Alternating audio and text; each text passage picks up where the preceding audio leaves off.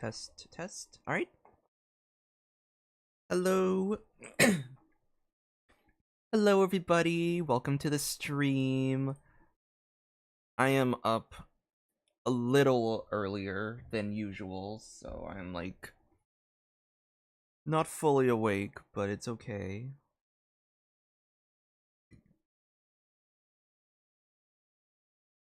Yeah, I'm good. I have the you know when you just wake up in the morning and your like throat's just a little like what's the word? I call it like the morning I call it like morning voice, morning throat.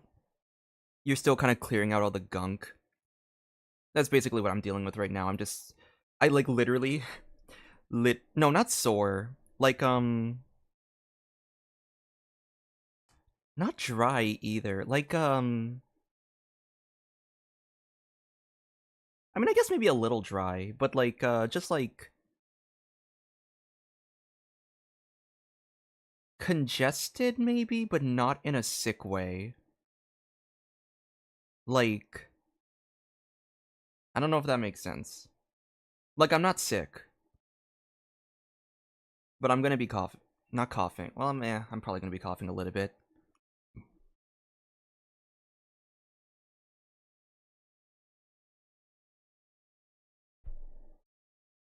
But yeah, I woke up a little earlier today because I realized that if I woke up and started stream at my usual at the time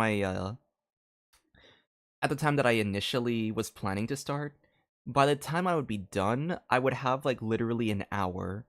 I would have 1 hour to finish everything up before I go in for my shift. And I was like, no, I need a little more time than an hour to wrap up everything on the video, so we're gonna do the reaction. I set the reaction like an hour and a half earlier, and it's literally gonna be like dine and dash. Like we're gonna react to this, and then I'm gonna literally have to like just hop right off. So can't really stick around to chat as much.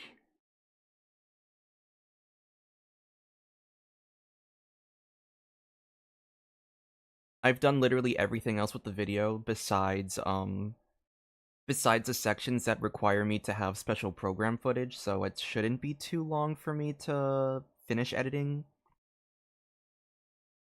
But yeah, I it really it really is a 3 second bit. Like there was no there's no like legitimate reason for me to have pushed the video back a single day other than me wanting to make a 3 second joke actually make sense.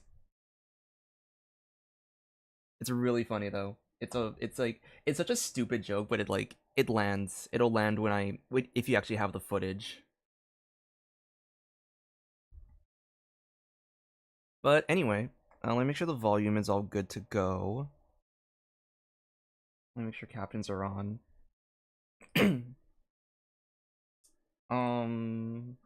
Yeah.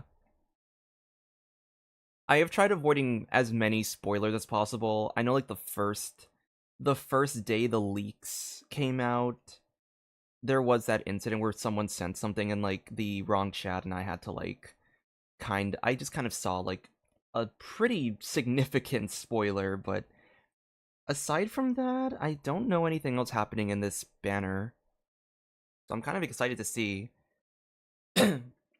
Someone said that the special program is going to be an hour long. Clearly they lied. It's 37 minutes. Kind of good for me, because that means I don't have to worry about like. Because that means I don't have to worry too much about like making this a super long stream. First YouTube stream with. Oh yeah, I think it is. Is it?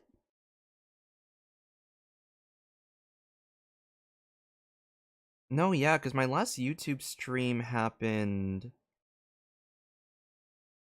before the blackouts happened. Alright, let's see. Let me set my set this to 1080p. And let's start.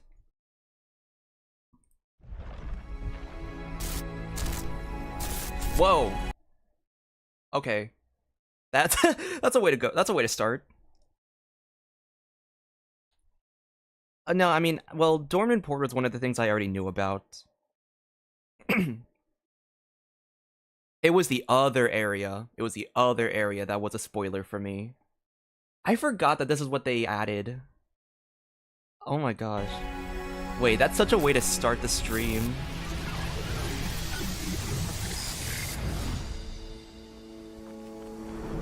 Have you heard of the Nod Pride Trade Expo? Are you sure you're allowed to sell stuff like this? Compared to the model the Millileft's using, this one might as well be an antique. Whack defense box? Do me proud. It's one of the Fontaine Research Institute's newest Holy shit, are we getting back? We're going back to Fontaine? It's a system that allows the user to unleash Numa and Usia energy in battle. Hold on. If she's that good and she's only the deputy... Your little friend is so clever and cute. I love how she flies around, too. Can I pet her? Whoa! My name's Linnea. I'm an advisor working for the Adventurers Guild. And I promise you, I am not some sort of weirdo. Go, Lumi! Oh, the music bangs. Like it or love it. Shine like a gemstone.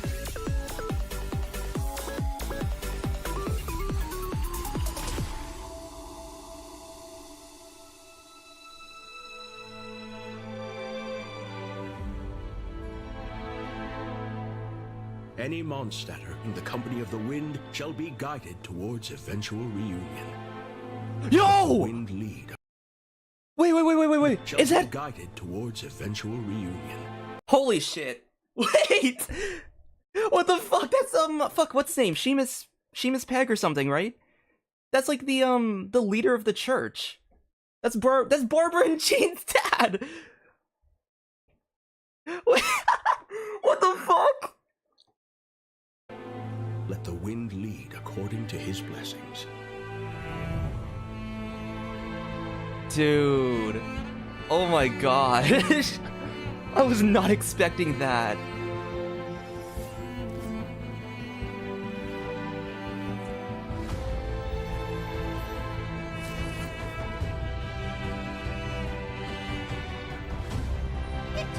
Whoa. It's just a dream, though, right?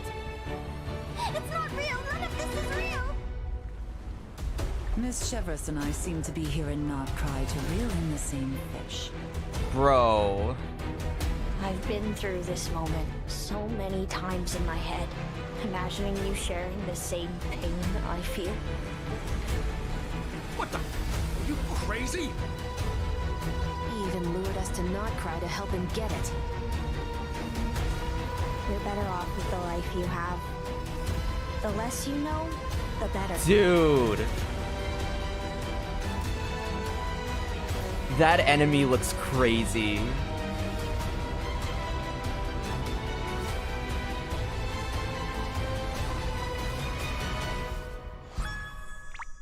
That's the trailer! Hello, travelers! Welcome to the Genshin Impact version Luna 6 special program, Augured Homecoming. I'm Sarah Miller-Cruz, Wait, the voice so- of the female traveler Lumine. And hosting with me today, we have... So Hey Beto, guys, I'm Beto and Sonia Kruger. Chevres You know me, the voice are of interacting Yahona, now in Nod and Cry. I'm so happy to be back in the special program. Yay! Welcome back! See, like, I'm not sure which one's gonna be like a Still quest waiting on someone, though. Huh. for Nod We Cry, do or have which this one's gonna be a backpack quest for here, and like a it possible looks permanent just story like the event. one from the version trailer. Whoa! What is that thing? Hey there! If you have any questions about adventuring in the wild, I'm your gal! Hi, travelers! I'm Savannah Menzel, the voice of Linnea, advisor with the Adventurers Guild. And I'm super happy to be here for my first special program! Let's go! There you are! Linnea was so cute in that version trailer. That tiny backpack and her little companion.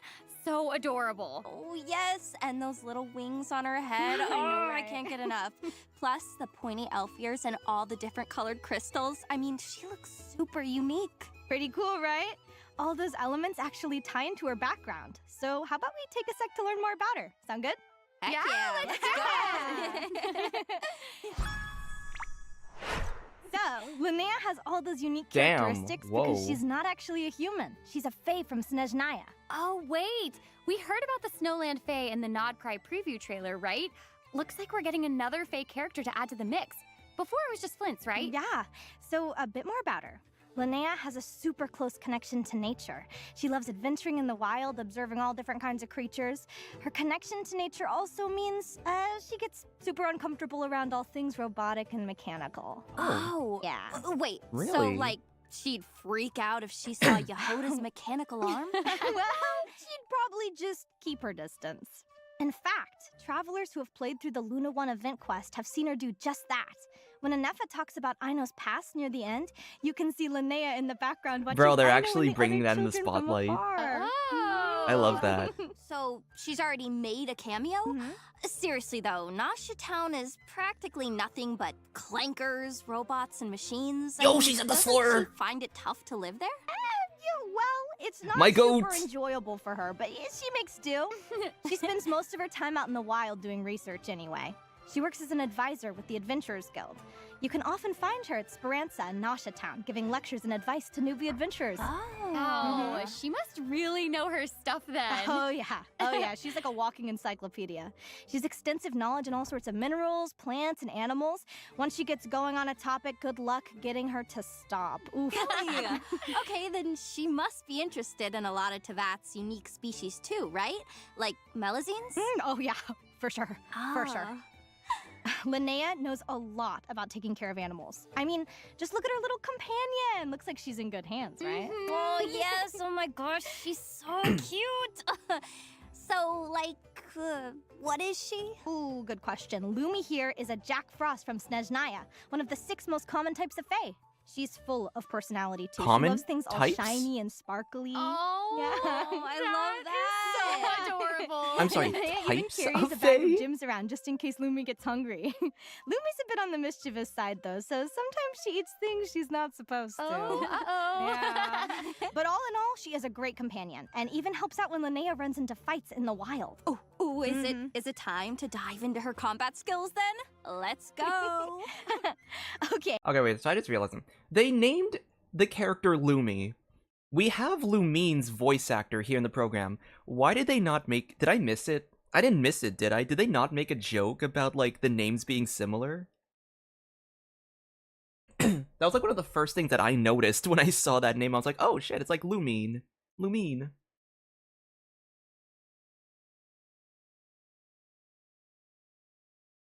Fairy classes. I wouldn't be surprised. I would not be surprised if there actually was, like, a classism system. Or, like, a classism, like, storyline somewhere with the Fae. They've kind of, like, been slowly,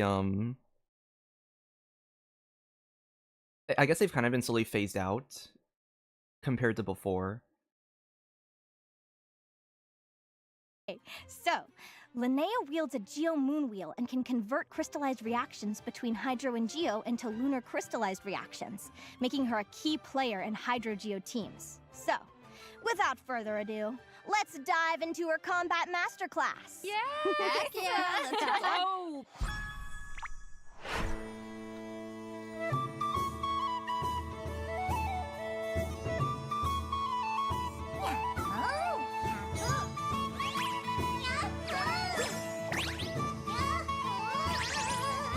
Oh my god, I love how Lumi has, like, an actual voice line.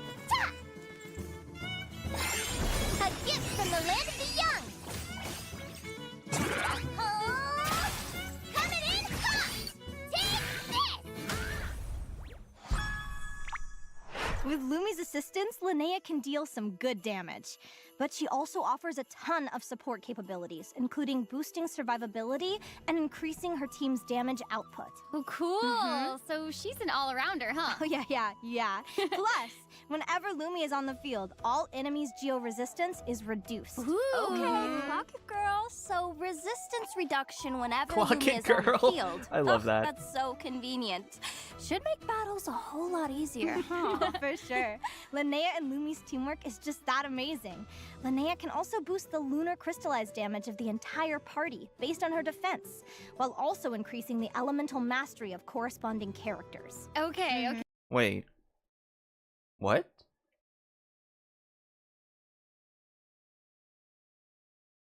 When was she able to do that? I know she has the EM bonus. I knew that was a thing. When did she have the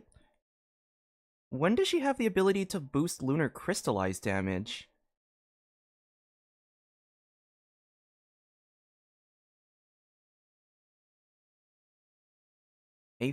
Wait, her A4 boosts lunar crystallized damage now?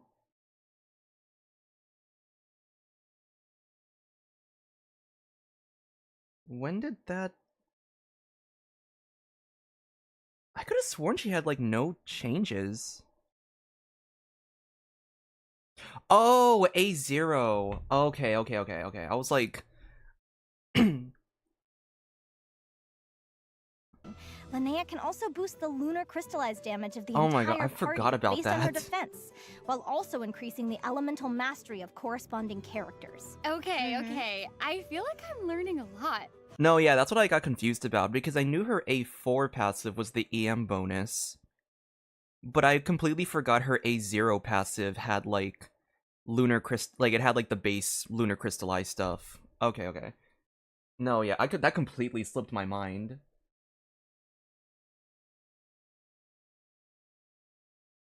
No, because if she had like an additional lunar crystallize bonus aside from the A0 aside from the A0 moon sign stuff, if she had another lunar crystallize bonus, my entire video for Saturday would have gotten completely derailed. Because the whole point of that video was going to be talking about, Linnea and Eatlua. It's going to be talking about Eatlua, actually, but it's it would have been completely derailed if Linnea suddenly had a lunar crystallize buff in the, aside from the base damage. Oh, wait. Yes. What about her skill and burst? Ooh, good question. Okay. Let's start with her elemental skill. Linnea's skill can be used in 2 different ways. Tap it, and Lumi will unleash an impressive strike, dealing continuous geo damage to enemies. Plus, if a Moondrift is on the field, Lumi will also deal lunar crystallized damage. Oh, so that means Linnea can deal off-field geo damage? That's right. Tap her skill repeatedly, and Linnea will feed Lumi gems. When full, Lumi will change into her ultimate form, pull out a massive hammer, and deal a huge amount of lunar crystallized damage. I know. Oh my gosh, that's amazing. Oh my gosh, I love that. So Lumi's got a fearsome side, huh? Oh yeah, she bites. Travelers. Me too, girl. Travelers can switch between these strategies depending on whatever suits the situation best. Cool, Yeah. okay. So, what about her elemental burst? Ah, that's where the healing comes in. With her burst, Linnea heals all characters and summons Lumi to the field to provide continuous support to the team. Okay, so Linnea can provide off-field damage, reduce geo resistance, and heal. She sounds like a great addition to Geo teams. Oh yeah. I'm sure Travelers will come up with a bunch of different team comps. That is so exciting. With a versatile character like her, there's so many possibilities. Yeah, plus, outside of combat, Linnea has a few tricks that help with open world exploration, from collecting ore with Lumi's hammer to rounding up small animals with ease. Okay, Man. Slay, I love Linnea's one of those characters that's I'm gonna She regret also has her own skipping, naturalist because I'm archive, pretty where sure I'm she records her gonna... rare animal encounters and other natural findings. I'm trying to save Once my she's gems finished, she for shares the other results with things. the children who attend her lectures, and in return, the kids usually give her But I handmade really badges as do- gifts. I know. Wait, It's she seems so and you cool, can but pin them to her backpack? I think I'm gonna That is skip so just because cute. there's other Cute. characters I Super want a cute. little I more. love that. Yeah. It seems like the kids really respect her. Oh, on definitely. Definitely. She commands it. I know, right? She is actually the former leader of the Conch Gang, so she's always looking out for them. The Conch Gang. You mean that band of kids who stick up for each other in Noshitown? Yep, that's right. Oh. But Linnea's a fae. Why would she join a group like that? Well, because she's a changeling. What now? In Snezhnayan folklore, it's said that certain Snowland Fae switch their children with human babies in secret. leaving their offspring to be raised in the human world and taking the human children for themselves. Oh. What? That's what happened to Linnea. That's how she came to grow up among humans. Yeah. Oh. Okay, that's, like, Oh, cool, but why interesting. would her parents do that? There's gotta be a story behind that. Yeah. Well, if travelers are interested in delving deeper into her backstory, be sure to check out her story quest in the upcoming version. Which you are gonna tell us Yeah, that's all what I'm about. wondering. Who Right, like come on, who did girl, the just a babies few like? details, like whisper. Okay. I'm wondering that too. Like, who Her did the upcoming baby quest like? centers Which around the kid got competition swapped known out? as the Spirit Envoy Championship, and both Linnea and the Traveler are set to take part. Heck yeah! Basically, it's a contest where animal companions compete against each other to determine who's the strongest partner. That's right. I heard Mualani's taking part too. She might even end up as the Traveler's opponent. But okay, wait a sec. Linnea has Lumi, Mualani has her Kaholasaur. So, like, who's the Traveler gonna end up with? Well, I guess it's Paimon's time to shine. All right, y'all, it's over. We're doomed. It's over. It's over. What is that I'm just face kidding. Linnea's making? Actually, our Tapetlosaur friend has been itching to step up ever since the competition was announced. Travelers will have the chance to put their teamwork to Wait. the test. Oh my god, he's coming back! Laura's raring to go. Little guy's coming Yeah. back? Looks like we're in for some exciting showdowns. Okay. That's right. Plus, travelers will have the chance to earn Primo Gems and Ascension materials for Linnea by completing this quest. So don't miss out. Yeah. All right. Now that we've introduced Linnea, let's talk event wishes. Woo! In the first half of Luna 6, travelers can look forward to event wishes for Linnea and Chaska. A new 5-star bow, Golden Frostbound Linnea Oath, will also Chaska. be Yeah, featured that's on the weapon character I band. was probably And gonna. in the second half of Luna 6, This is, we'll have dude. This is returning like event wishes evil. for This is an Lauma and evil Nefer. patch for me. Plus, a new chronicled wish banner will become available. What? Featuring characters from Fontaine. So don't miss out if you're interested. Okay, y'all, that brings us to our very first break.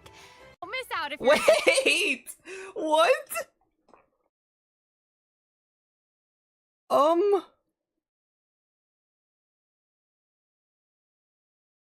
Guys, wait, this is evil. This is evil. Oh no. No, my collection brain.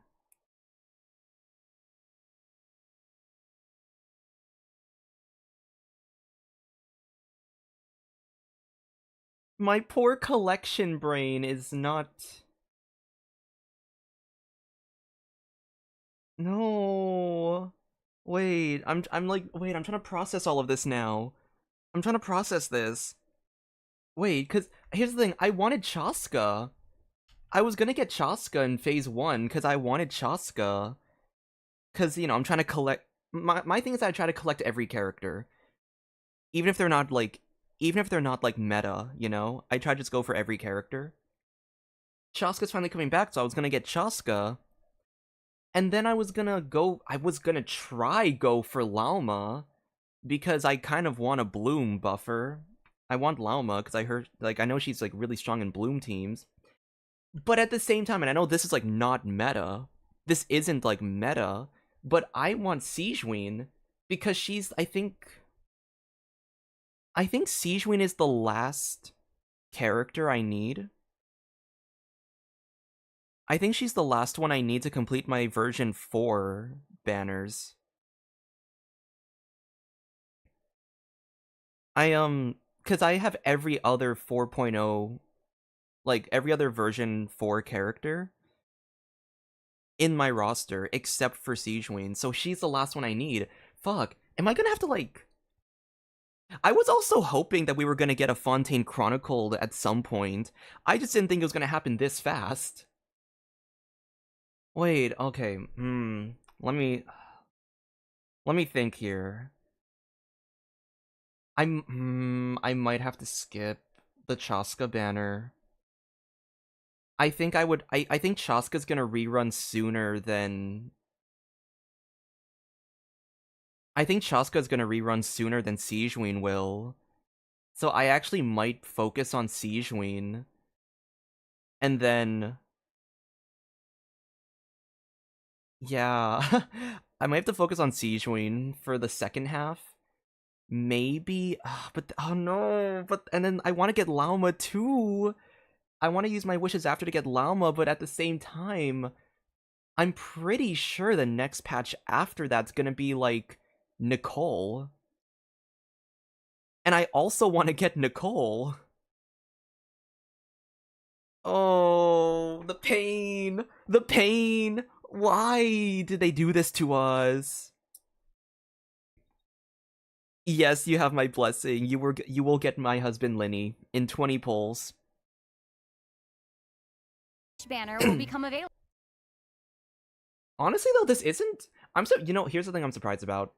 I'm surprised that Risley's not in this banner. Like, I'm gonna be so real. I know Risley got a buff with Escoffier back in, yeah, he got a buff with Escoffier. I'm kind of surprised that he didn't. I'm surprised that he didn't, get added to this banner, because he's not, like, that strong. Right? I'm pretty sure he's not that strong. He could have been added to the Chronicled banner. Like, I understand Nouvelette Farina, Escoffier not being added, because they're all still pretty meta, and I'm pretty sure, and Escoffier just had her banner. She has her banner right now, so of course she's not gonna get added to the Chronicled. But, like, Risley, I think, pretty, like... Risley didn't come out recently. I'm pretty sure we could have added Risley to this banner. I don't know. Maybe he's, like, actually gonna be meta, like, down the line. 90 to 95. Is he now? Is he now? Oh, that's wonderful. Because I totally hit 90 to 95k. Let's pretend that I am someone who actually has well-invested characters. I think Navia got buffed with lunar crystallized stuff, but I don't think it was that strong for her. She kind of got, like, I don't know. Maybe I won't be speaking on meta stuff. I don't know meta shit. I don't know meta shit for shit. My best team, I only just recently hit this. My best teams, I was doing testing, is a Skirk team, a fully invested Skirk team of, like, Skirk, Farina, Escoffier, and Shenhe. And then I have a Flynn's, Inefa, Columbina, and, like, Sucrose or Shalonin as my lunar team. And those are the only two teams I have that reach 90k. I've never seen 100k yet on my own teams. If that gives you any form of context on how, like, my investment level is for characters, that's, like, my best team. My Linny team, I'm pretty sure, has hit my Linny team with, like, Overload. It's, like, Linny, Fischl, Chevres, Durin. I think that only hits, like, 70 to 80k. I think 80. If I give Fischl the Venti Bow, I think it hits 80k. But yeah, my invested teams, I don't have the best investment since I'm a horizontal investor. So that's why that's why my teams aren't the best. They clear content, but they're not, like, the top, they're not, like, top 1% or anything.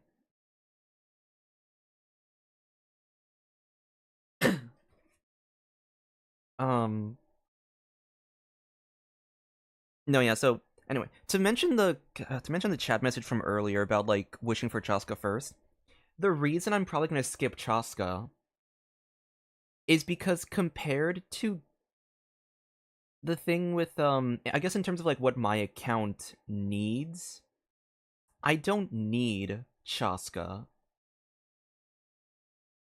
If I'm not mistaken with what the Stygian's gonna be, it just needs some kind of Night Soul team, which Chaska is the best for, but I'm pretty sure Kanich works perfectly fine in that.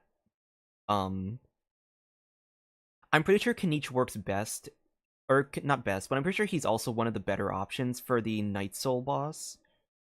So I don't need um I don't need Chaska. I'm pretty sure Varessa could also clear. So it's like I don't need Chaska. I just wanted her because I wanted to start collecting characters, but if this Chronicled Wish is happening, then I can't do what I was gonna do of spending wishes on Chaska and then pooling wishes into Lauma. Because I think Lauma is a character that I would use. I think Lauma is a character that I would use in terms of like more versatile team building. I think Lauma's a little more versatile because she's like a support. So I might have to shift my pulling strategy to be save phase 1, pool everything into Sijuin wishes, and then afterwards pool things into Lauma wishes. And then and then pray that maybe, just maybe, I will get enough wishes. I will save enough wishes that I can also get Nicole without spending. So yeah, I think I might have to skip Chaska. But honestly, I think that's fine. Because if I'm on, I honestly think that we're starting to do Chronicled Wishes more often. I would not be surprised if they kind of were just clearing up the rest of the Natlin roster, and they're gonna drop a Natlin Chronicled soon. Like, I wouldn't be surprised if it was something like. I feel like that's hard though. Like, what would the characters be? I feel like it would be Kanich, Mualani, Chaska. Hmm. That's not a big roster though. Maybe we're not doing. Maybe we wouldn't do a Natlin roster.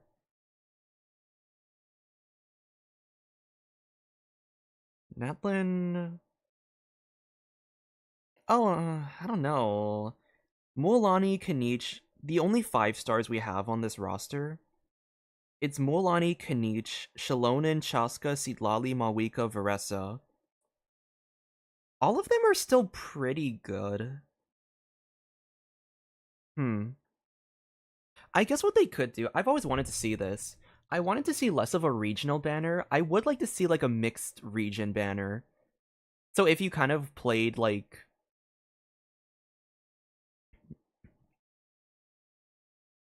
Yeah. Unless they do like a 4-person.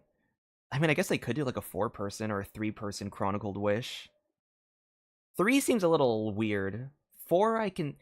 I'm surprised. Yeah, once again, I'm surprised that they only have 5 on this banner. I'm surprised that they didn't at least have like a 6-person. Emily seems to be the current benchmark. Yeah, I think that makes sense. Emily's like strong, but she's not. I know people call her like. She's like balanced, I guess is what people called her. She's not that. She's not like meta, but she's still like a strong unit to pull for.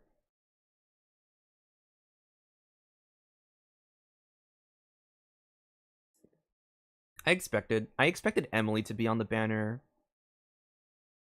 I expected this entire Fontaine Chronicled Wish is what I expected, plus Risley. Still no clue why he's not here, but I think it was those 6 characters that I was expecting. She's the best unit you will never get.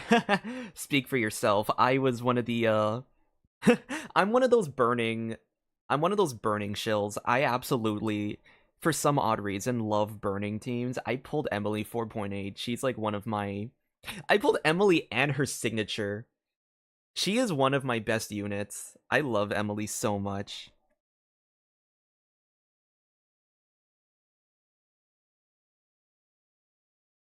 I think Emily's such a good unit. Like, she's such a good flex unit for any like pyro.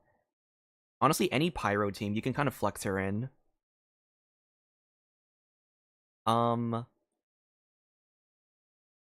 like how I said I was gonna keep the stream short and not talk about like, and not like go on like tangents, but like fuck it, we ball. I want to look at the okay. One last thing I'm gonna do before I continue the stream. I want to look at the constellations because these are not bad unit. These are not bad units by any means. Well,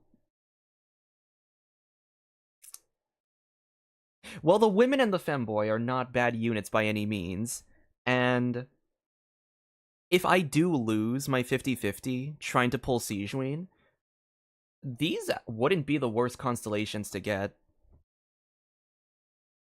So if I have so I have Linnea C1 because of my very lucky accidental pull I did when he first came out. So I did a 10 pull on the wrong banner and I got C1.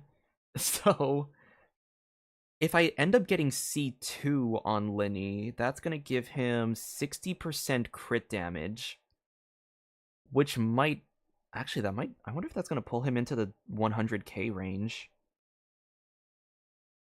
Linnea C2 wouldn't actually be that bad. I actually would find it funny if I went for a C6 Linnea at some point, but once again, I go horizontal investment.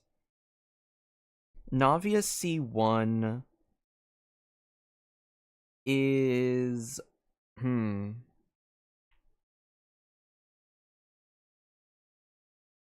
C1's not that good, in my opinion, at least. At least for the stuff that I would do, I wouldn't use her.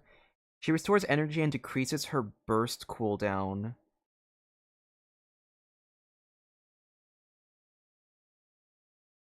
I don't think I would use the burst cooldown though. Like I guess you could burst twice in a rotation, but I don't know. I don't see myself using what's the word? I don't see myself using Navia's C1 aside from energy regen, but I don't think she would. Does Lunar Crystallize do anything for Navia? Navia can work in Lunar Crystallized teams. The way that her kit works now, they did change up some details to make it synergize. So instead of having to collect crystallized shards, you just have to trigger Lunar Crystallize, and she'll get a she'll get a like what the fuck do you call it? A bullet shot stack. And then the artifact set that she uses, the Nighttime Whispers set, you only need to have Moondrifts on the field now. You don't need to have you don't have to have a crystallized shield. So I think it's also more more reliable for her to keep uptime on that passive, because Moondrifts don't like shatter or disappear that easily.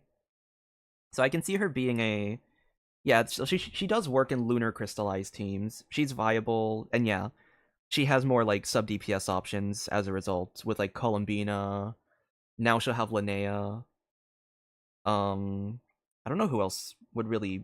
I don't think there's any other Nod Cry characters. I guess if you do like, I guess you could do like Benefa. Actually, that would work. I mean, it's like stacking up defensive utility a lot, but that would work. Navia, Columbina, Inefa, Linnea, like all of that would be like, yeah, Farina, if you want to do double Hydro instead. Yeah, I was trying to think of like Nod Cry characters specifically, like if you did like a Nod Cry plus Navia, but the only other Nod Cry character I can think of would be like Ino. I'm not gonna say Itlua. I'm gonna be honest. Itlua's not gonna like buff Navia that much. I guess the Geo crit value, but I don't know that. You'll see more. You'll see me ramble about Itlua a lot more in tomorrow's video. That whole video. That whole video is 2 minutes of Linnea and like 10 minutes of Itlua. That's the video. So you'll see me talk about that a little more. So yeah, anyway, so Navia has energy regen and cooldown reduction. Chlorand, when Hunter's Night Vigil state is active, when electro damage from her normal attacks hit opponents, they will trigger 2 coordinated attacks, each dealing 30% of her attack as electro damage. It's considered normal attack damage. Okay, so basically more like motion value. That's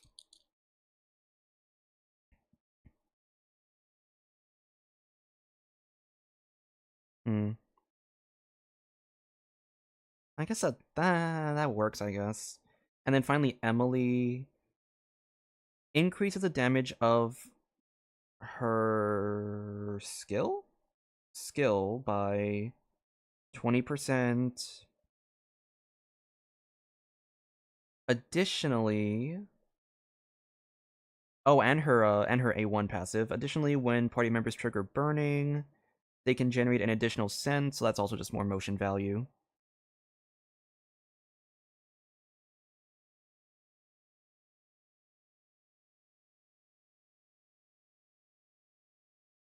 Huh. Linnea actually would be the best character to lose on this. He actually would be the best character for me to lose to on this Chronicled Wish. Every other one of these characters, it's like, I think Linnea would be my top loss. Emily would be the second biggest, then Clorand, and then Navia. I would be I would be fine with a Navia constellation if I lose to her. I think she'd be the character I'm the most. She'd probably be the character I'm the most. I'd be the most like disappointed because I don't have energy issues with her. I don't have issues with Navia, constellations. Or I don't have any issues with like Navia energy, so it's like the energy region's not the biggest deal for me. And the cooldown's not really going to do that much, in my opinion.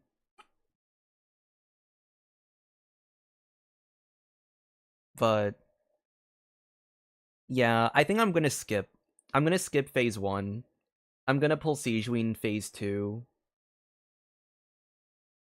Yeah, I'm gonna pull her. I'm gonna pull her phase 2, and then whatever wishes I have, depending on how many wishes I have, I'm either gonna save. I'm either gonna like.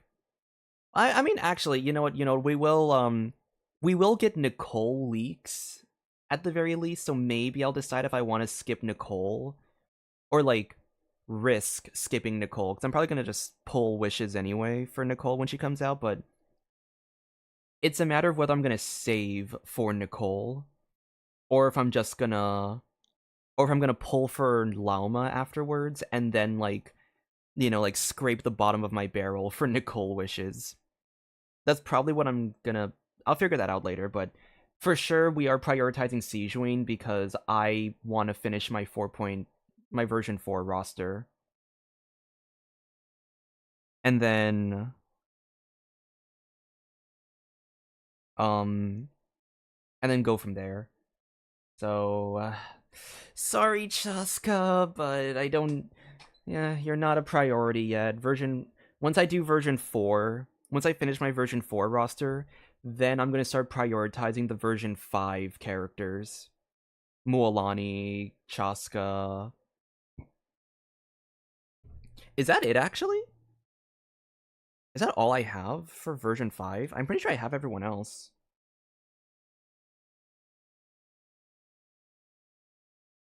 Who came out of version 5? I already have Kanich. I don't have Mualani. I have Shilonin, I have Silali, Mawika, Mizuki, Varessa, Escuffi. Oh!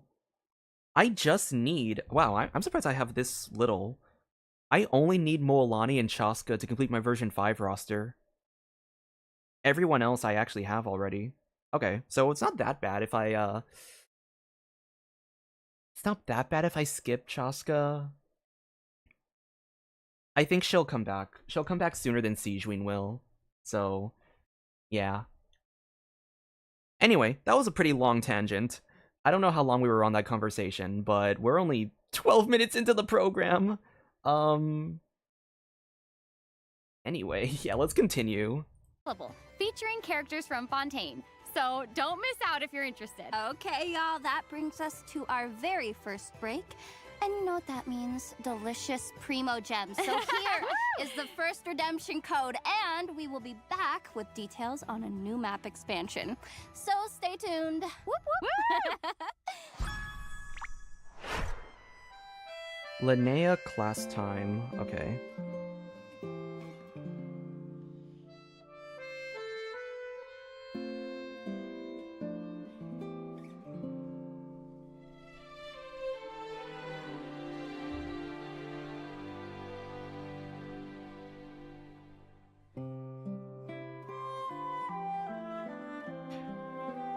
Are the codes already in the special program chat? Like, in the chat thread that I made in the server? Because if they already are, then I don't really need to type it here.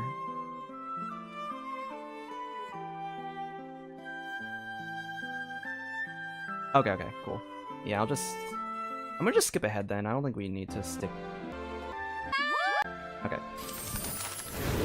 Welcome back, travelers! Welcome back! Hey! All right, let's dive into the new area launching in Luna 6. Okay, yes, let's do it!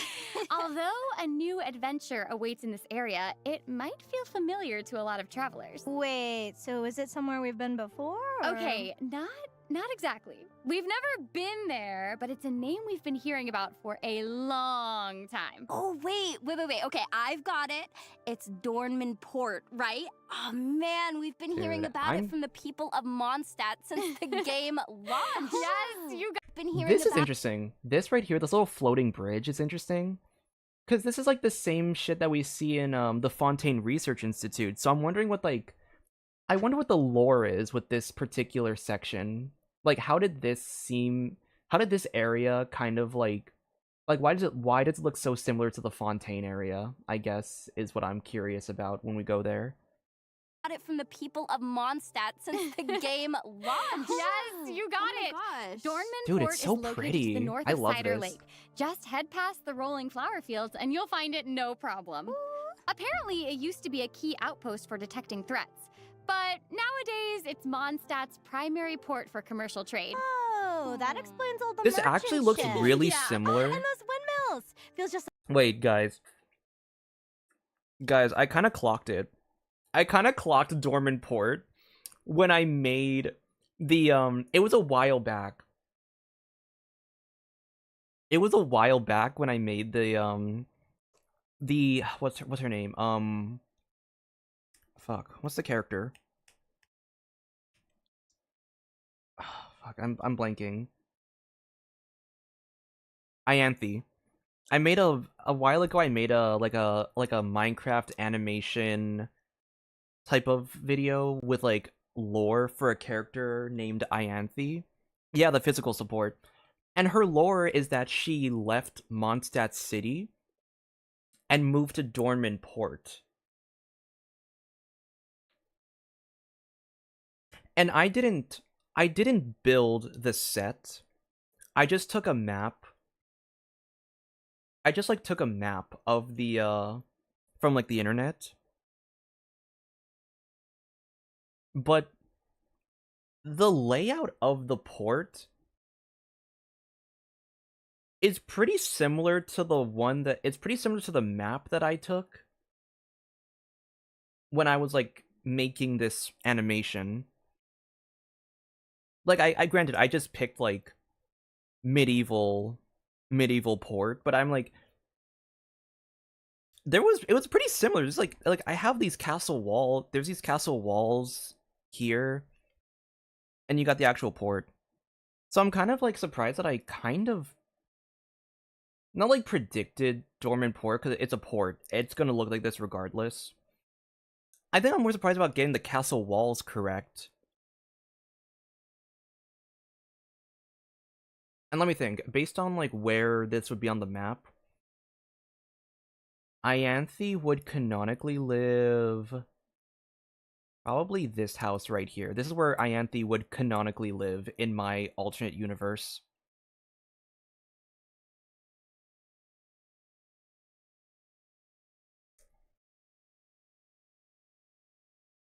So yeah. I'm happy, dude. Dorman Port, I've been waiting for this for so long. I'm glad we finally have Dorman Port. like Mondstadt, don't they? I know, right? And we'll need to be on the lookout for old friends, too. Oh, hey, that's Lowen, right? Hi, The vice captain of the Lowen. Fifth Company. I mean, we met him in the last version. Yes, that's right. Oh, I love him. Travelers can look forward to learning more about him in Dornman Port, along with a few other interesting pieces of intel. So be sure to check out the notice board while you're looking around. Okay, but wait, who's Whoa. that little girl? I don't know. Travelers will just have to wait and see. Huh? Whoa. They did not just drop the new character on us. What the fuck? Chat, do we see a vision? What color is that? What color is this vision? Is that Animo? What the fuck is that? That's either Animo or Cryo.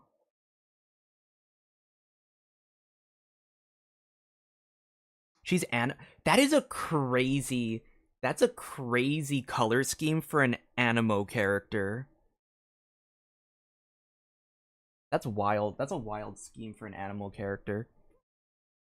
Gretel. Her name's Gretel. I see. Oh my god, are we gonna have a Hansel character? Please tell me we get a Hansel character. Who's that little girl? I don't know. Travelers will just have to wait and see. Although... That's crazy. Whoa. The hairstyle... I know that, I know it's the same model as Nahida, but the hairstyle looks so similar to Nahida as well. If you're after more info, I'm sure exploring the port couldn't hurt. Oh, and do we also remember what our old pal Lieben told us? That beyond Dornman Port, on the summit of Windrest Peak, lies an abandoned sanitarium. Okay, Bro. You really didn't have to, say it like that. But seriously, the whole deserted vibe of this place is, so creepy. It feels like something's gonna jump out of the shadows or something. Well, the traveler does end up having an interesting encounter here with a woman in need of help named Zeitland. Something special awaits at the summit, too. A statue of the Animo Archon that opens a path to the sky. Whoa! I know. So, where does it lead? Well, let's take a look at this clip for a little sneak peek. Oh, yeah.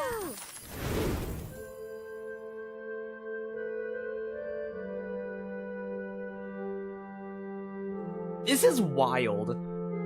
This is wild that we're getting this. Whoa.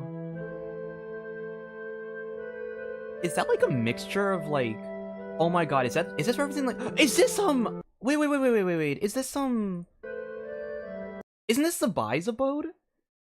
The windows, the layout and the windows look like Zabai's abode. In that one cutscene where she's kind of she's talking to Istaroth, and then Istaroth is we have to do this, we have to drop the pillar.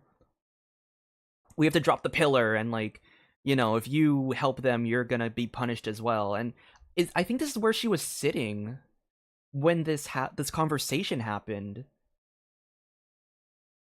But that would this is supposed to be Huh.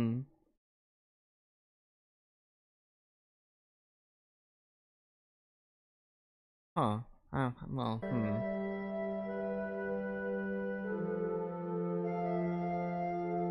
Oh my gosh, wait, wait.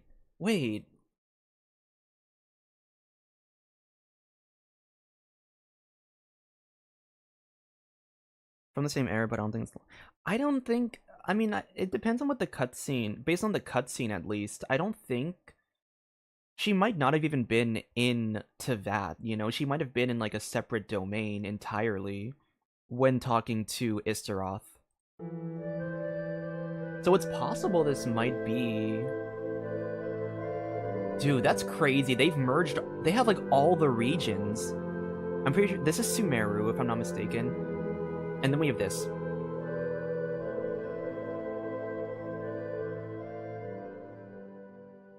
Dude. That's, incredible. I mean, I just can't believe there's a place like that just floating above Mondstadt. Well, it's not super well known. It's said to be the Temple of Space, a repository of fragments created by Asmodee, who rules over sky and space. Oh, wow, okay. Are we really allowed to go there? Well, I mean, the traveler... Historia.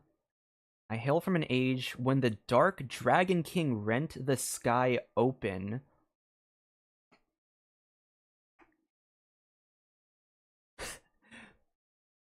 You would think that this is stuff, I heard that all of this, from what I've seen, I've heard all of this is in a world quest. Did come from beyond the stars. So I guess that means we get some special privileges? Okay, You know yeah, that what? makes sense. That Yeah, makes sense, I can't Fair argue enough. with that. So this is the ruler of space's personal collection, huh? Wow, there must be some incredible things here. Bro. Absolutely. The different areas of the Temple of Space They are actually have, like, every elevated region. landscapes from various civilizations of Teyvat, designed to preserve their respective cultures. You have the Luyang Academy, based on ancient Liyue, the Desert Pavilion, based on Sumeru, and the The Desert Pavilion? Wait. Like... Wait, it's a Desert I need to read the lore now. Academy, based on I have to read that ancient artifact Liyue, lore later. The Desert Pavilion, based on Sumeru, and the Mahavadpuya Chamber, an amalgamation of many different civilizations. Wow, there's so much to Wow. see for real. Yeah. Plus, since this is Asmodee's domain, a lot of the gameplay also centers around the idea of space. Oh, okay. Explain. So, while exploring the temple, travelers will meet a friend with a mysterious background named Dex. Okay. Oh, I'm guessing this is gonna be our right-hand man during our adventure. Oh, Get it? You get it? I You see get what it? you did there. 'Cause he's a hand. He's a hand. Yeah, that pretty much sums it up. Dex can help us unlock the secrets of this place. At Luyang Academy, he can place scrolls and unlock spaces within paintings. In the Desert Pavilion, he can open spaces within mazes. And that's just the beginning. Ah, so when he opens a new space, it's like turning. Dude! That visual is so crazy. I love it when characters or entities can do shit like that. It's so mind-bending. I think my best example, I always reference this particular scene for anyone who has seen Owl House. Small, tiny spoilers, but there is a character who, at the end of, like, one of the seasons, you shift to his perspective. He puts his finger, like, from his perspective, he puts his finger on the moon and actually drags it across the sky. Like, he drags it just... He's, like, you know, he's standing... Oh, no, a collector. He's literally standing, like, on the ground, and you switch to his perspective, and he puts his finger on the moon and just drags it across. It's one of the craziest scenes I've ever seen, in terms of, like, just spatial powers. But that's what this reminds me of, like, the fact that he, like, based on, like, your perspective of a space, allowing you to manipulate space itself. It's like, I love powers like that. Yes, that's right. There's lots of stuff to do inside, but I'll let travelers discover that for themselves. Okay, so wait. What about this person we came here to help? Zeitland? Right. So one of our reasons for exploring this temple is to help Zeitland find clues about an important relative. Always so helpful, aren't we? Oh yeah, Yehoda knows. That's what we're known for. But there's one thing travelers need to look out for. The temple is also home to a special kind of guard. Uh-oh. These watchers were stationed to guard the temple in Asmodee's absence. When the rules of this hallowed place are broken, the temple will go on high alert. Oh. Even the color is different. Yeah. Ooh. Oh, okay, this is bringing Oh back some my bad God. mem- Trauma arc. Trauma World Quest. There's no fucking way they just blocked Traveler again. memories. And there's also a chance of falling into a mysterious and eerie space known as an apathic interval. So travelers will need to watch out. Yeah, that's gonna be a no for me. For that reason, I'm out. I'm out. Okay, don't worry. With their adventuring experience and a little help from Dex, I'm sure travelers will be able to make it out in one piece. And maybe even confront this watcher once and for all. That red Dude, looks, that's crazy. unsettlingly familiar. Oh, that's a polearm. Asmodee's confirmed to be the polearm user then, right? I'm trying to remember who's who in terms of the, because like you know how like the weapons, the Stygian weapons have like the Stygian weapons have like they have like lore with the shades, I believe. And I'm pretty sure, if I'm not mistaken, the five sinners are supposed to be like the five sinners are supposed to be like parallels to the five shades. Those are for the sinners. Yeah, but yeah, so once again, yeah, so if the five sinners are supposed to parallel the shades and like the heavenly principles, because there's one who is supposed to be one of the sinners is supposed to represent like the heavenly principles themselves, like the reason, I guess.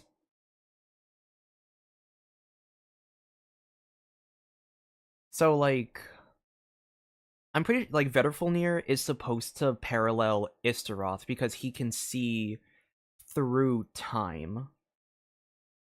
Rhine-daughter obviously parallels Nibirius because she like merged with Nibirius, but also is known for creating life.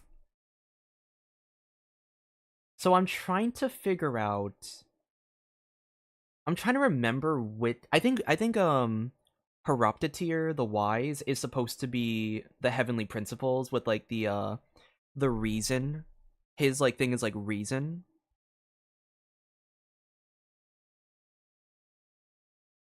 Skirk is the space sinner. That would make. Yeah, I know. I'm not saying that the I'm not saying that the weapons are supposed to parallel the sinners. Or not sinners. Yeah. I'm not really saying that the weapons are also paralleling. But this I'm pretty sure this confirms like the theory that each of the shades and each of the like the shades and the heavenly principles would have their own weapons. So Asmodee would be confirmed to be a polearm user. But now I wanna figure out who like I wanna know who Nibirius, like what Nibirius' weapon is. I wanna know if I like would Istaroth be the bow? It would match Venti, you know. I feel like Istaroth would be the bow. But I always thought that wait, which one is Rerir Death? Is that who he parallels? Rerir would have to be Death, right? Or would he have been a different? He would no, yeah, he would be a different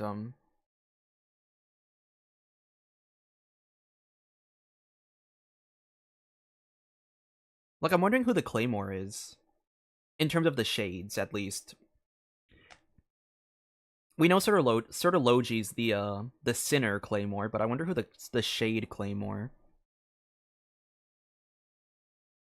Maybe Renova. Maybe Renova.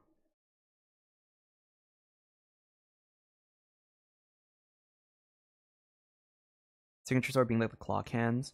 That's true. I think yeah, sword or bow makes the most sense. Because we know Venti already has like the clock hands being like his time arrows, so I wouldn't be surprised if Istaroth was the same like visual. Reason's the one for the Claymore. For the Heavenly Principles, or for... Is that confirmed, or is that just speculation? Because I'm trying to... I don't know the lore. I don't know this part of the lore that much, so I'm not sure where that, Sinners... I thought Sertologi was the Claymore. And if Sertologi is the Space Sinner...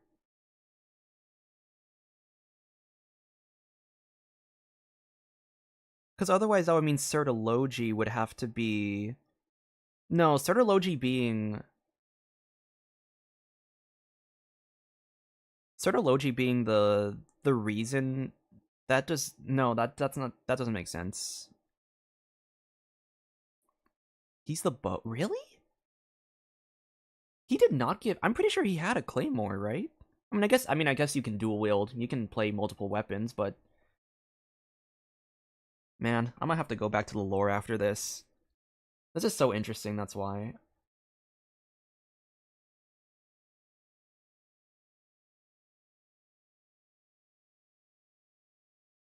Okay, but yeah. Asmodee confirmed to be polearm. Do we think the shades are going to be playable? I don't think they're going to be playable. But I definitely think we will see, like, weapons. We might see, like, weapons involved. So, like, we can at least still do, like, parallels with the weaponry. If they do make the shades playable, that'd be, like, that'd be crazy. Like, I feel like they'd have to be, like, 6 stars. They'd have to be 6-star characters.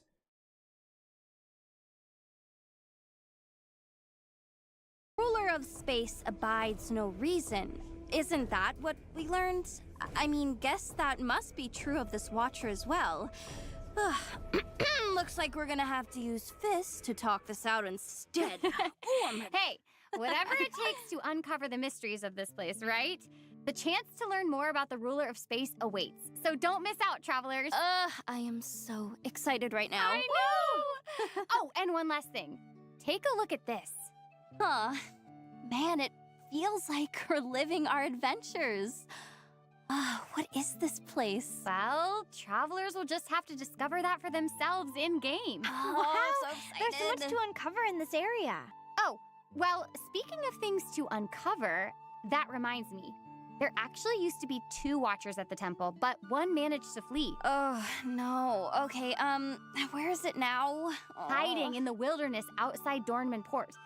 It also has space-related skills at its disposal, so be careful, travelers. Oh, man. This thing is Challenge just... the Watcher Fallen Vigil to earn level-up materials for Linnea. This thing's just a straight-up, like... Maybe not Yehoda. Whoa, what did it just do to us? Alright, I think that about covers it for The now. thing's just, like, More awaits in in this Mondstadt. new area than we've gone over An here, entity of but the Ruler I'll of leave Space that is just for hiding around travelers to in experience for Mondstadt. themselves in-game. And you know what? That sounds like a perfect time for a break. Yes! Take a look at the second redemption code, travelers. We'll see you on the other side. Oh, primo gems.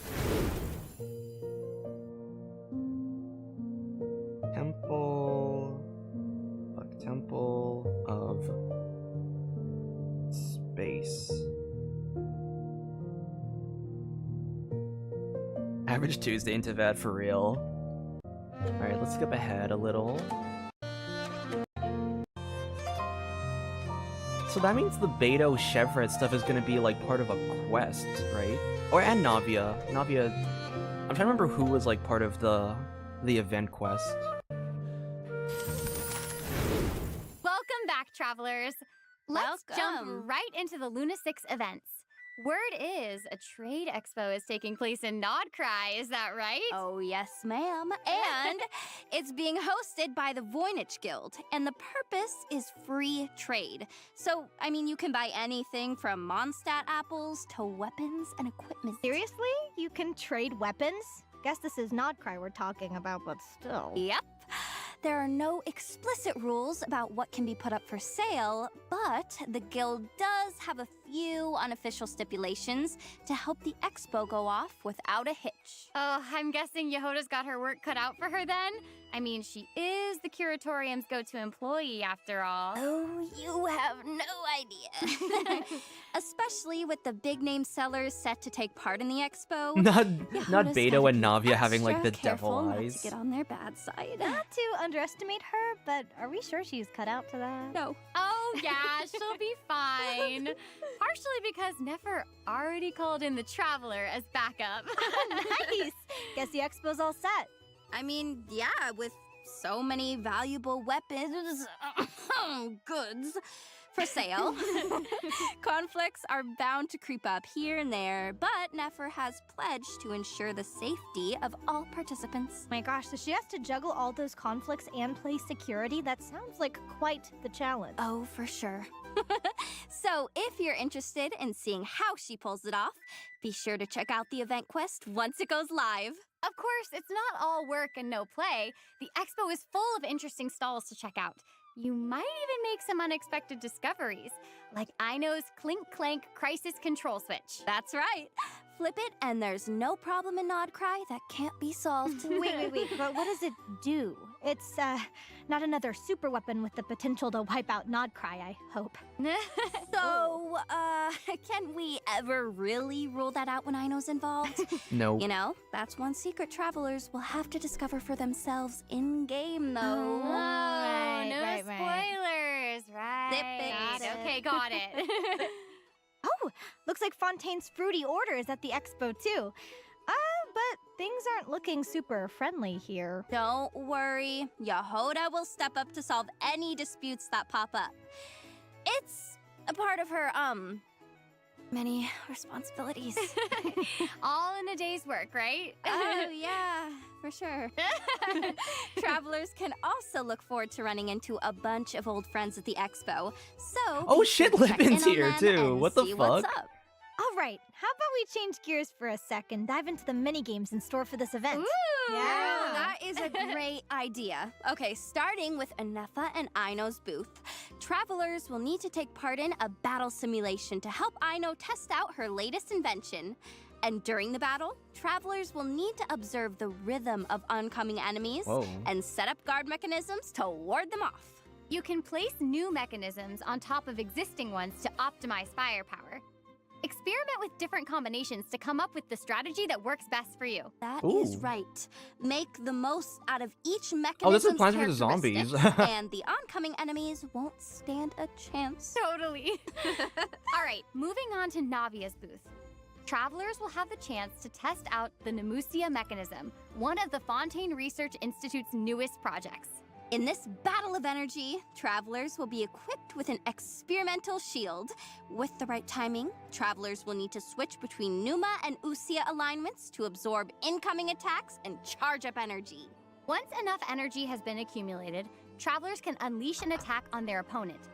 Deal an attack of the opposite Nemusia alignment to your opponent to deal even more damage. Ah, cool! That looks super fun. I know. Finally, don't forget to visit Beto's booth to help test out Ningguang's new and improved Guizhong Ballista. The goal is to defeat enemies within the time limit to earn points.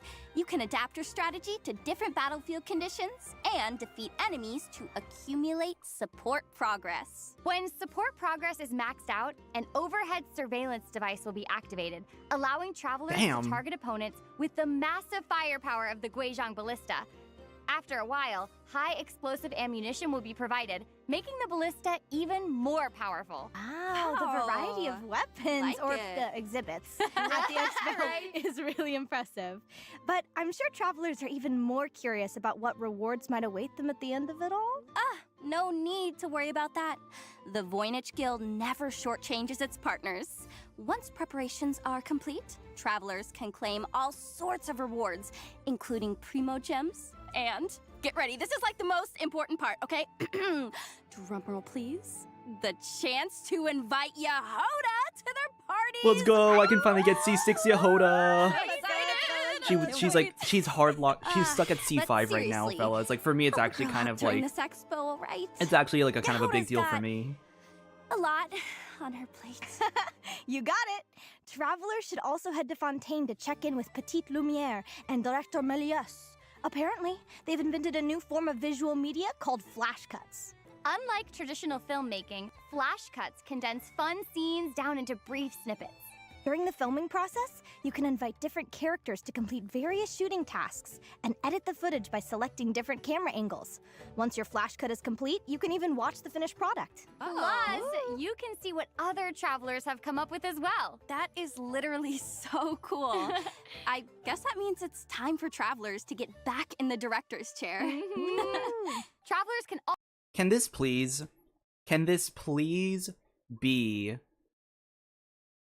hinting that we are going to be able to do like cinematics in Genshin? Can we please get that?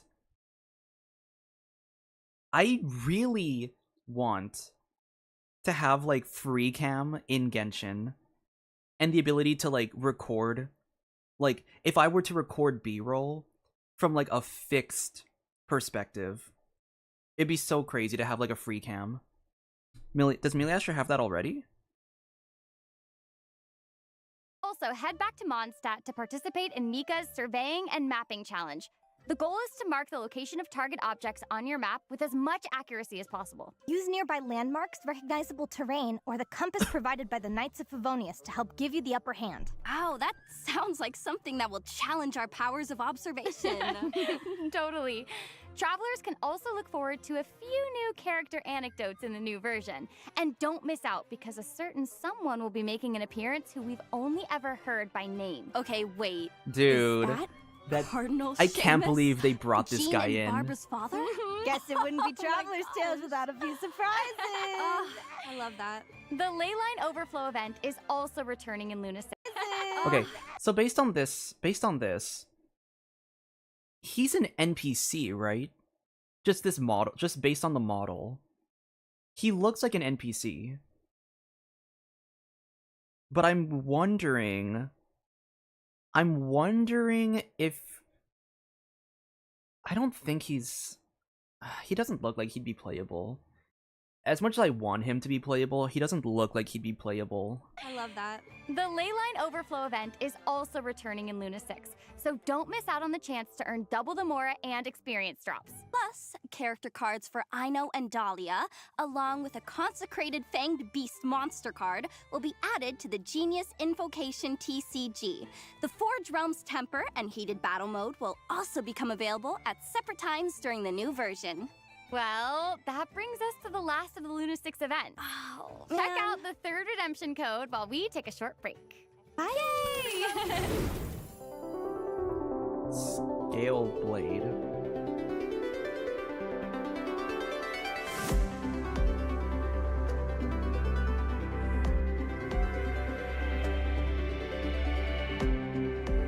You know what I'm kind of surprised about?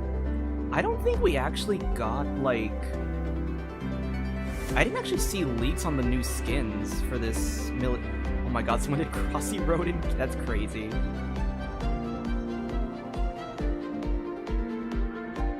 Yeah, I didn't actually see, like, skin leaks, which is kind of surprising. And if there were skin leaks, yeah, if there were skin leaks, I didn't see it. Oh my god, they have Fireblade. That's crazy. Welcome back, travelers. Time to go over a few updates to Milliaster Wonderland. First up, we have our new cosmetics and a new lobby design. Let's take a quick look.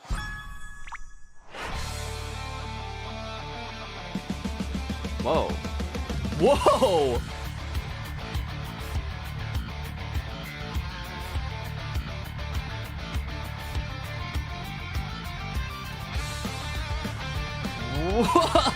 Wait, that's so fucking sick!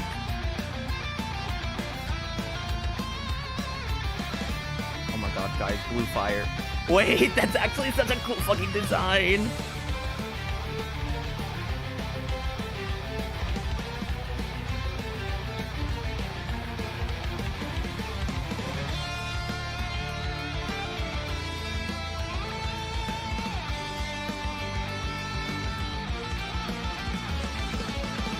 Okay, now we're gonna get... Can we see the 4-star? I wanna see the 4-star ones. Oh my gosh, that looks so good! I love the whole knight and dragon vibe. Right? Oh, and with this update, mannequins can now pass the beacon to each other in the lobby. Plus, the lobby's capacity will be increased, so travelers can invite even more friends to join them. Travelers can also complete relevant quests to obtain Ooh. That looks really cool. free rewards, including prismatic crystals and a 4-star Academy-style outfit set. Oh, it's so cute. There are a bunch Oh of my other gosh, outfits they being have- added in the new update too. So Oh shit. That's cool. Wait, was that an Abyss Mage? check them out if you're interested. In addition to the new Is outfits, that Squid Game? That looks like Squid Game. this version is also bringing a few updates to the editor. First, an effects editor is being added, allowing craftspeople to edit special effects with more freedom. Second, the new version is expanding skill editing capacity. Craftspeople will now be able to edit sprint effects and other more complex skills. A new batch of scenery assets is also being added so that craftspeople can bring even richer creative concepts to life. Across previous versions, craftspeople have provided feedback that UI options Damn. aren't rich enough. So, a new asset library is being added to the editor. This should make it more convenient to edit buttons, pop-up windows, tabs, and list functions, allowing for a wider range of interactive interface designs. Wait, that's actually so and good. lastly, the environment system has been improved, allowing craftspeople to create even more unique skyscapes. Sounds like craftspeople are gonna have even more options for stage design this version. Yeah. So get crafting, everyone. All right. That brings the version Luna 6 special program to a close. Oh, man. Anything you want to add before we go? Well, I'm just so excited Linnea is making her debut this version.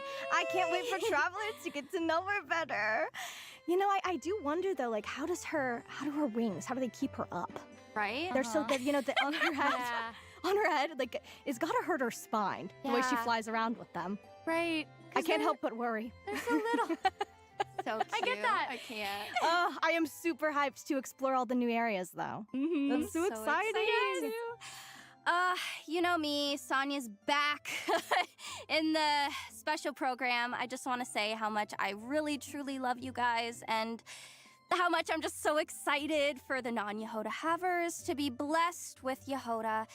And you will be able to get Yehoda for free in this version. So please check her out, y'all. I love you guys so, so, so much. Thank you. I'm just so excited to be back. Yes, it's amazing. And I'm just so excited that we're going to get to learn more about and explore Asmodee's Temple of Space. It's going to be too. so, Oh, yeah. so excited. And I feel like it's like there's a little bit of that Yeah, I think creepy the element of program's that ending like soon. space you can fall into. Oh, yeah. But we're none of no one listening is gonna have that happen because we have Dex helping us. Dex is gonna help us. Yehoda No. Knowing Dex is her. gonna help us. We're gonna do fine. It's gonna be great. Amazing. Well, this was so much fun, and I think with that, all there's left to say is See you in game. Bye.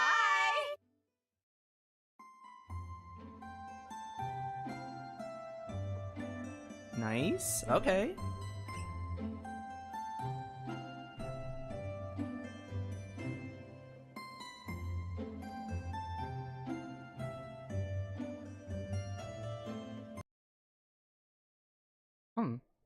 I'm interested in the Miliastra stuff. I mean, I'm still not someone who is able to make his own game.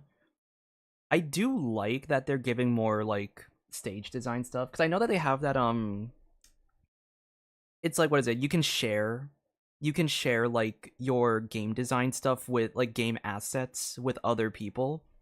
So that might be something I look into. Like if I can if people make like skill templates that I might be able to like mess with and use for my videos, but I'm still not entirely sure if I can pull that off.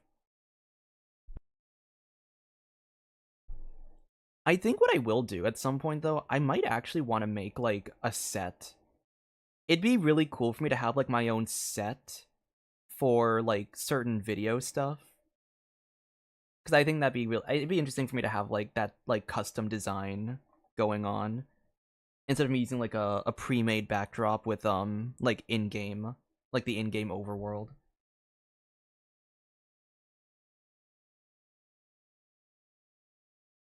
But yeah, I'm pretty excited for this version. I think it feels kind of the same as the Varka like last patch, where it's kind of a little more of a slower version. We have we just, in terms of like what I would stream, that's why we're gonna have the story quest for Linnea. We're gonna have the world quest. That's gonna be a big one. The world quest, I need to like find a day to do that. And then the event quest. So 3 streams, if I'm not mistaken. It's gonna be 3 streams throughout the version for YouTube, Genshin and YouTube. So I guess we'll stay tuned for that. But yeah, I have to start editing the video, so we're gonna end stream here. Thank you to everyone who's here chatting in chat. Thanks to everyone who is lurking and anyone who might be watching the VOD. All of your support is very much appreciated. I'm gonna start working on the video now, so Eat Lua. I keep calling it the Linnea video, but yeah, no, it's just an Eat Lua video. Eat Lua's gameplay analysis video will come out tomorrow. So you can see me kind of like ramble on about like that kind of game design.